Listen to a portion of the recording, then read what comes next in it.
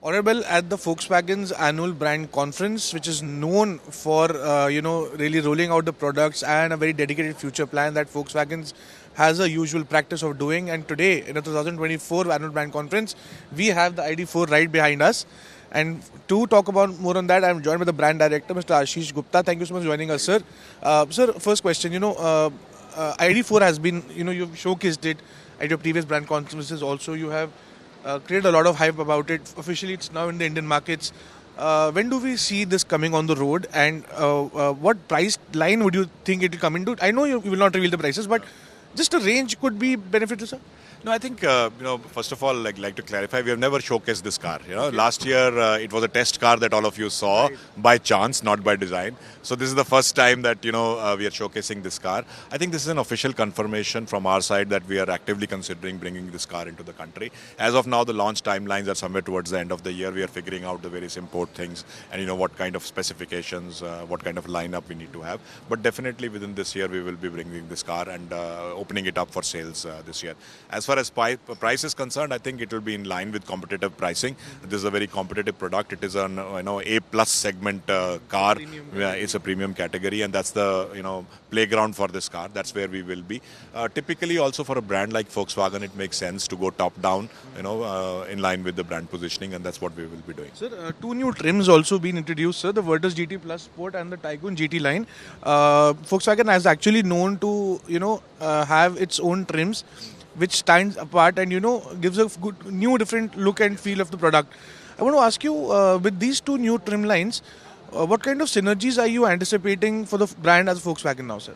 No, I think at the end of the day, you have to keep abreast with what the market is demanding.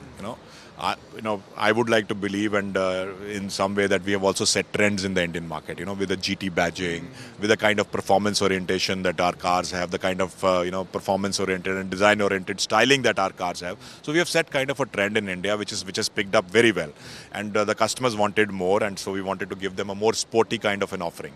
We wanted to make their choices easier by dividing our lineup into a chrome style, which is more elegant, and a sports style, which is more black themed with black elements. So जो आज हमने the GT Plus Sport and the GT line that we have launched, focus on that sportiness of our cars.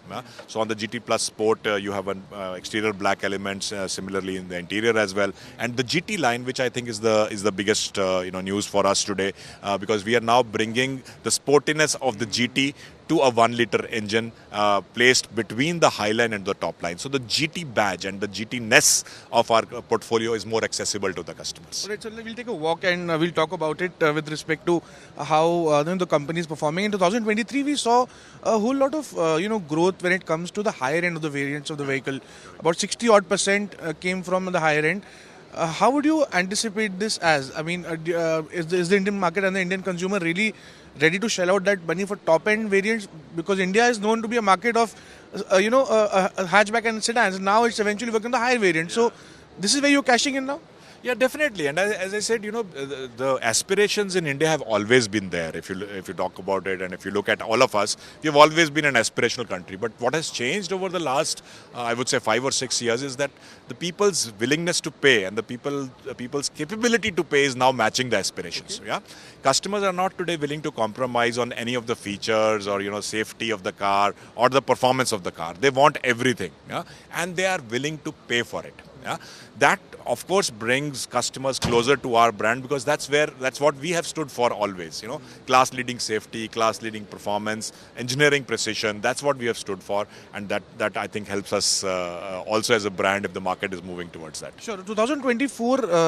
What sales are you anticipating, sir? Because you have a brand arrival actually, wanting to create a Maruti kind of revolution in India.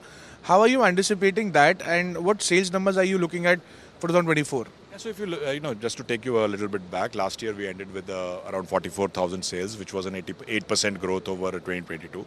This year our target is to grow by another 10 to 15%.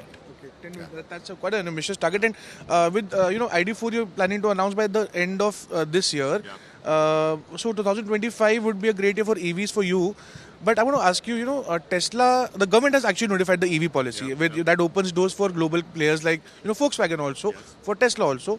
Are you threatened with Tesla coming and bringing in its own deep pockets, or do you think This also allows Volkswagen as a global company to get its products in India at a much more better rate because you already have a facility and you just have to pump in more money. So, what's the plan with the new EV policy? I know EV policy is very fresh off the blocks right now. So right now we are studying in terms of what the ramifications are and whether it is useful for us and how to participate in it. So that's a different part of it, which I would not like to comment because it's still under internal discussion. But generally, if you look at a development of any market and any new segment, it needs competition. It needs more players to make the transformation real for the customers. So from that aspect, the more the players in the market, the easier the transformation to electrics will be. But don't you think that opening doors as for an EV policy right now, when there are established players already doing a significant R&D, a significant investment into the country, is kind of unfair to the established players in India? Don't you think so? What's your opinion on I that? think from my point of view, any policy which gives parity to everybody is welcomed by us as well, and I think everybody will find their own way of making use of it. Absolutely. And before I let you go, I want to ask you on the brand for electric vehicles now, because since this is your first car in EV in India. You also need the ecosystem required. You are expanding your touch points in India, but how about the EV dealership? Are you planning an exclusive EV dealerships, developing the ecosystem? What's the plan there? No, I think too premature to talk because as I said before, we are bringing it as an FBU, so the volumes will be limited. We will be first focusing on the top 10 or 12 cities to focus to sell this car with, because I think that's where the majority of the clientele will set at the price point and in terms of the infrastructure development that has happened. Of course, it's not enough selling cars. We will also have to participate in the infrastructure development, especially the charging infrastructure. So that will also be a part of our strategy. Also, sir, there has been talks that the EVs are seeing a downtrend now. Yeah. There's a interest getting loosened and towards the EVs, and eventually people are moving back to ICE.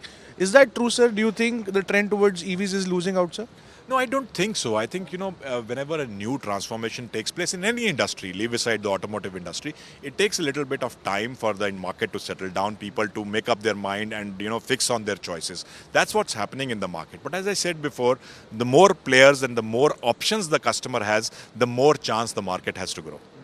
And how are the input costs for you going now? Because, significant price hikes have already been undertaken when the year started.